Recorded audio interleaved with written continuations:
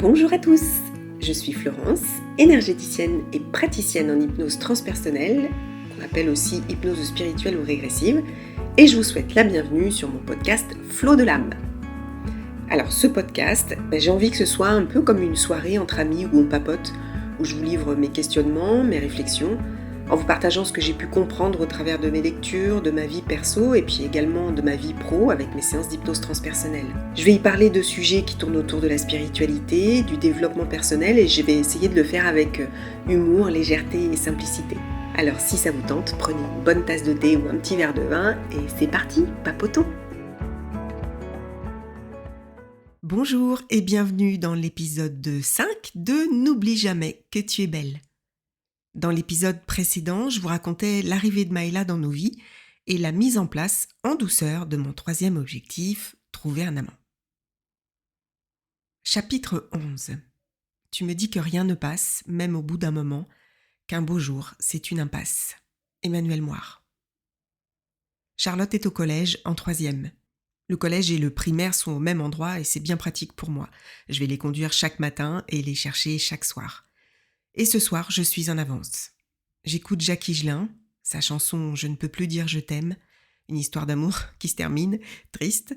Et ce soir, Charlotte s'accorde à la musique. Elle sourit pas. Elle sourit plus, d'ailleurs, depuis quelque temps. Elle est en colère. En colère après son père, en colère après moi. Son père parce qu'elle se sent abandonnée et moi parce que je ne suis pas en colère. Compliqué, hein ? Elle m'en veut de ne pas être en colère, d'accepter qu'il ne m'aime plus. Et j'ai beau lui dire que ce ne sont pas ses filles qu'il n'aime plus, mais moi. Et elle ne comprend pas. Comment il a pu me faire ça, maman ? Comment il a pu m'abandonner, abandonner Maëla et se résoudre à nous voir qu'une fois toutes les 2 semaines ? Comment tu peux lui pardonner, toi ?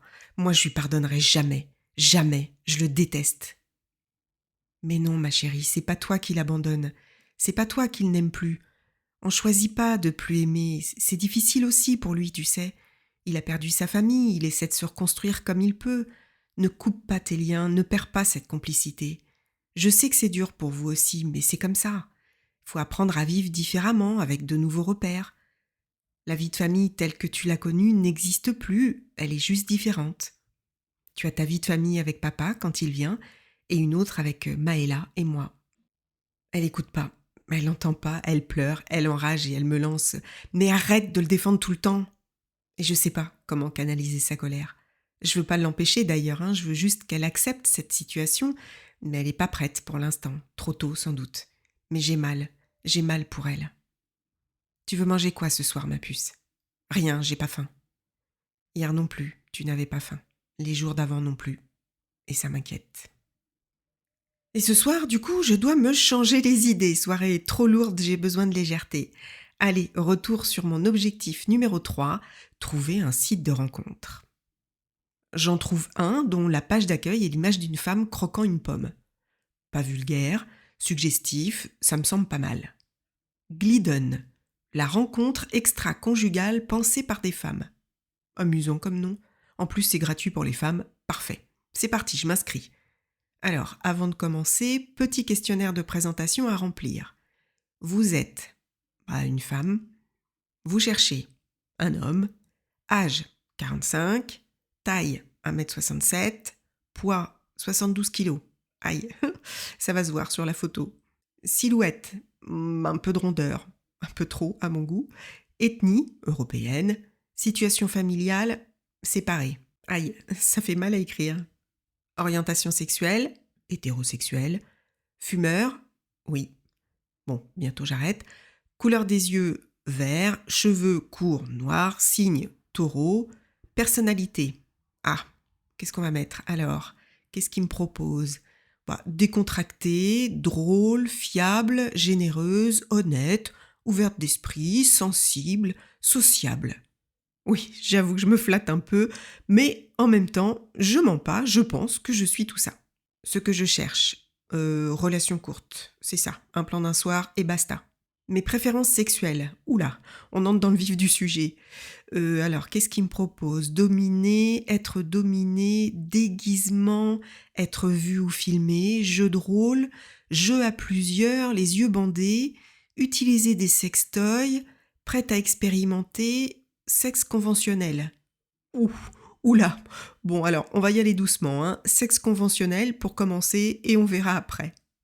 Il faut mettre une photo de profil. Aïe, allez. Celle où je fais des bulles avec l'appareil à bulles de savon, là, elle me représente bien, je trouve, elle est légère. Ce sera ma petite bulle à moi, mon jardin secret. Book privé. Photo qu'on ne montre qu'à la demande, et autant de photos qu'on le souhaite. Je vais en mettre une. Je me prends en selfie, juste mon visage souriant avec mes yeux maquillés. Je suis bien consciente que c'est pas franchement une photo de mon visage qui est attendue, mais je suis pas encore prête à plus pour l'instant. Choisissez votre pseudo. Ouf, pas facile ça. Je réfléchis, allez, pas un truc vulgaire, un truc mignon qu'on a envie de croquer. Flo, oui, c'est un bon début.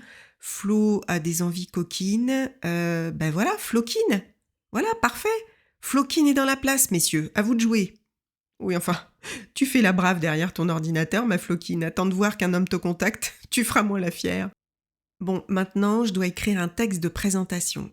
Ouais, bah j'ai jamais fait ça, moi. Comment on fait pour se présenter sur un site de plan cul? Bonjour, je suis Flo, me suis fait larguer comme une grosse merde, n'ai pas fait l'amour depuis des mois, ne suis pas sûre de savoir encore comment on fait, me trouve moche et grosse, partant pour me remettre sur les rails? Ouais, non, c'est pas top.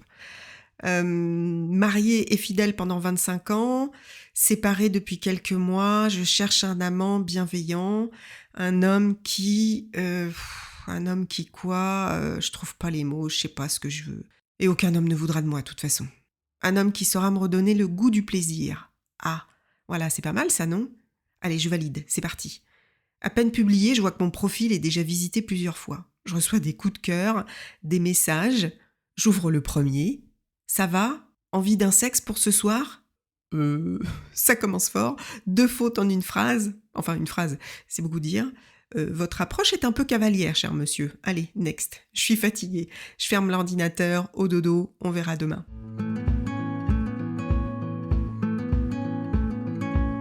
Chapitre 12. Dieu de l'amour, faites qu'en mon cœur la douleur un jour s'efface et meurt. Jacques Higelin. J'attends les filles dans la voiture, comme chaque soir. Il fait nuit, je déteste l'automne, l'arrivée de l'hiver, les jours plus courts, les nuits qui n'en finissent pas, et ma douleur n'en finit pas. J'écoute Blown Away de Sievert Oyem, cette chanson sublime sa voix qui déjà me transporte. Une chanson dont je ne comprends pas le sens, mais sa mélodie, la puissance de la voix, la mélancolie qui s'en dégage m'emporte vers ma tristesse profonde. Je ne retiens pas mes larmes qui coulent, une fois de plus, sur mes joues. Je crains qu'à force elles finissent par creuser des sillons. Un lit pour une petite rivière. Un lit jamais asséché par une rivière jamais tarie. Un écrin pour ma souffrance. Je choisis volontairement des musiques qui, je le sais, vont m'emporter dans l'abîme de mon chagrin. Pourquoi faut-il qu'on s'inflige de souffrir encore plus? Paradoxe, je veux aller mieux, je fais tout pour aller mal. À moins que ce ne soit pour que ma peine ait plus de panache. Souffrir, oui, mais joliment, en musique, pour apporter un côté dramatique à la situation, comme dans un film. Travelling avant sur la voiture, une femme seule, la tête enfouie sur son volant, elle pleure. Musique en fond, c'est beau, dramatique et beau. Oui, mais pourquoi c'est si dur? Je fais ce qu'il faut pour aller mieux, mais c'est long. Pourquoi c'est si long? Combien de temps encore? Combien de temps à endurer? Et comme pour bien ancrer ma peine, voilà que les souvenirs se pointent. Je te vois, mon homme, ton rire résonne en moi, tes bras, ton regard. T'es mon homme, je suis à toi. Je t'aime tellement. Je donnerai ma vie pour toi.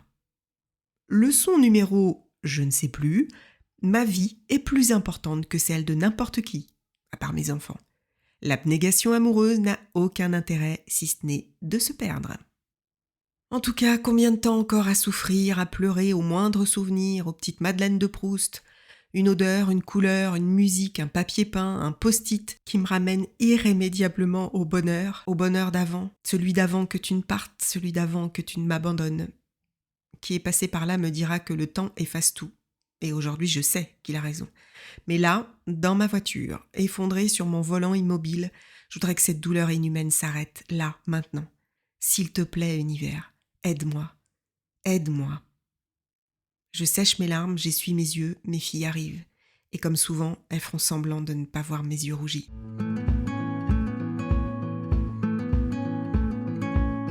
Chapitre 13. Le problème, c'est la routine quand les jours se ressemblent. Ce qui me tue, c'est l'ennui. Est-ce qu'on finira ensemble ? Le célibat me fait souffrir de solitude et la vie de couple me fait souffrir de lassitude. Paul Van Haver. Allez, on retourne à l'objectif numéro 3. J'aime bien cet objectif, c'est celui qui m'apporte le plus de plaisir, sans jeu de mots. D'ailleurs, pour le moment, ce plaisir n'est que virtuel, que des échanges qui ne mènent à rien, mais ces discussions m'intéressent. Elles ont aussi l'avantage de me changer les idées et de penser à autre chose qu'à ma vie tristounette.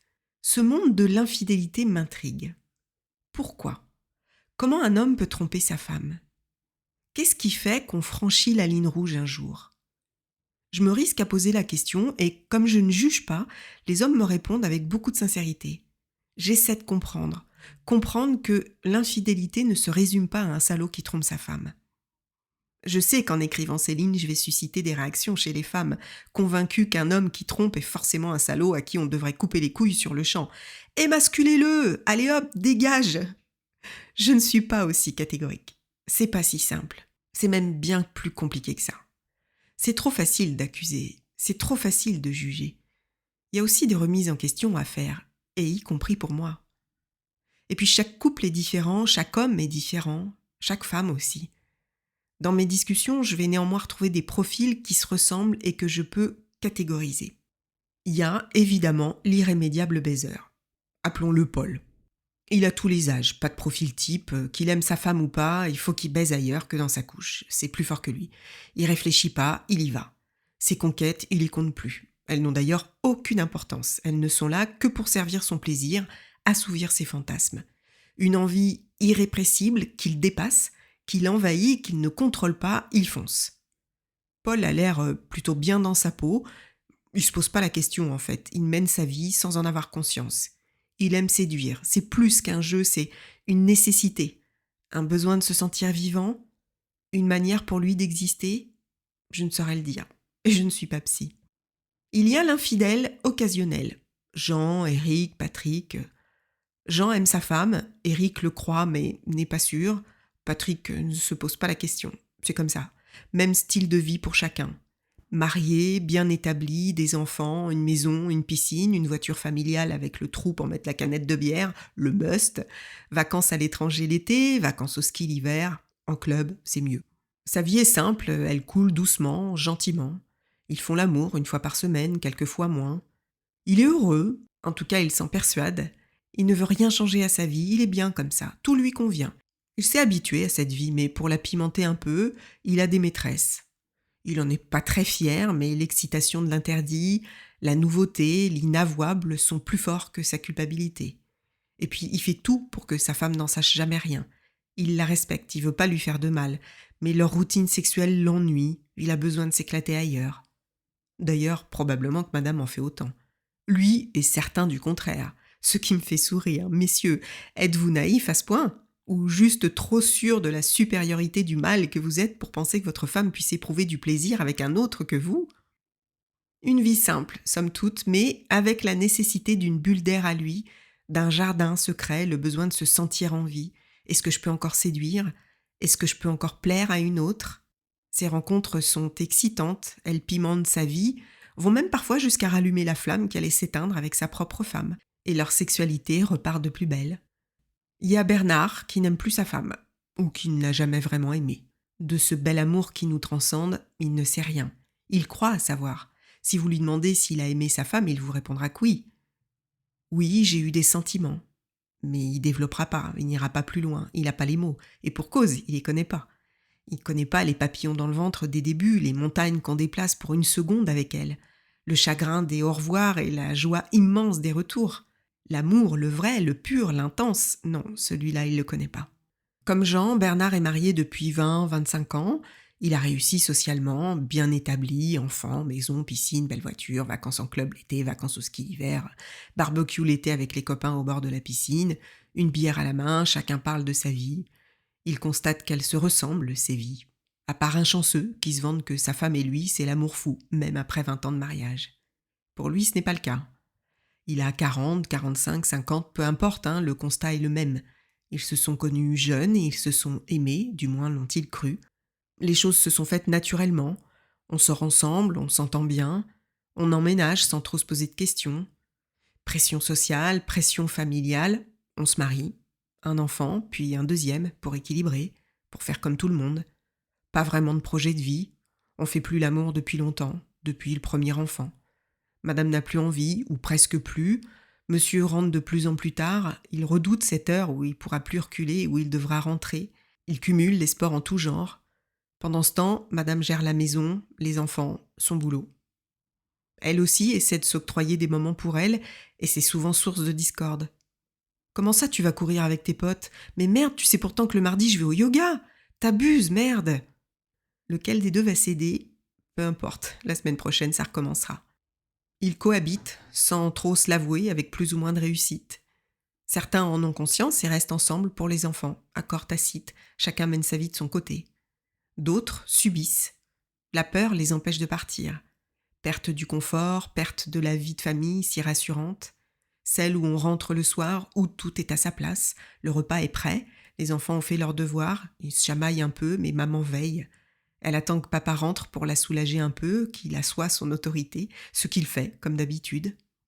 Une série sur Netflix, un match de foot, un film, et puis on se couche. Monsieur tente une caresse, mais madame est fatiguée, longue journée, les enfants, le boulot, pas envie. Bonne nuit. Monsieur est sur le dos, les yeux regardent le plafond. Il soupire, il pense à sa maîtresse, ou sa future, sa fameuse bulle indispensable. Madame lui tourne le dos, elle planifie sa prochaine journée, pense à son amant qu'elle a hâte de retrouver, réfléchit à comment elle va quitter l'homme qui est à ses côtés, verse une larme en repensant à ses rêves d'enfant qui ne se sont pas réalisés, au prince qu'elle croyait charmant. Parfois, madame et monsieur font même chambre à part. Là, on arrive à un point de non-retour. Mais on reste ensemble. Que dirait la famille, les amis, les parents ? Et les enfants, une semaine sur deux, pas question. Et la maison ? Ah non alors, j'ai pas bossé pendant toutes ces années pour plus avoir la piscine dont j'avais tant rêvé. Alors on reste, on fait contre mauvaise fortune bon cœur, et la vie passe tranquillement. On trompe pour tromper l'ennui. Et pour les plus chanceux ou ceux qui prennent le risque, le jour arrive. Ce jour béni où il la rencontre. Et là, il sait. Son cœur s'emballe, il bat fort, il existe, il vit. C'est pas juste la crise de la quarantaine, c'est pas le démon de midi, tout ça n'existe pas. Il y a juste des hommes et des femmes qui se sont trompés, qui ont cru s'aimer sincèrement, qui se sont réellement aimés pour certains, mais pas de cet amour-là, pas celui-là. Et puis il y a Arthur, le célibataire, celui qui a aimé pour de vrai, qui n'aime plus ou qu'elle n'aime plus. Histoire banale qui ressemble tellement à la mienne. Il est là pour le plaisir, mais pas seulement, il est là pour se sentir en vie, pour exister, pour compter un peu pour quelqu'un, même pour quelques heures. Ma vie n'est pas foutue, je peux encore plaire, je peux encore éprouver du plaisir.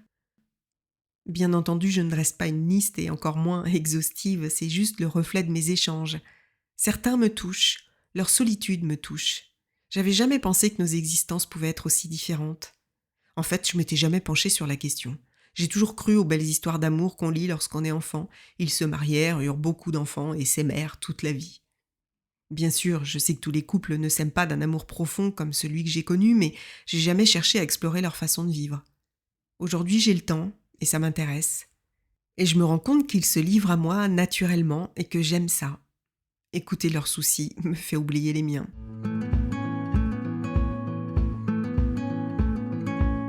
Et voilà, c'est la fin de cet épisode. Alors, je le précise, mais évidemment, il n'y a absolument aucun jugement dans ce que j'ai écrit. Je pense que vous me connaissez maintenant pour savoir que c'est pas du tout dans mon état d'esprit. Et en le lisant, j'ai eu le sentiment de dresser un tableau assez déprimant de la vie de couple, mais dans le cas présent, ce sont des hommes qui trompent leurs femmes, donc forcément, c'est que il y a un truc qui cloche. Ou pas d'ailleurs, je sais pas. Et est-ce que c'est si grave ? Je sais pas non plus. Ces réflexions feront peut-être l'objet d'un prochain épisode, peut-être le prochain d'ailleurs. En attendant, je vous dis à dimanche prochain pour un nouvel épisode du podcast et à dans 2 semaines pour la suite de mes aventures. Et en attendant, prenez bien soin de vous.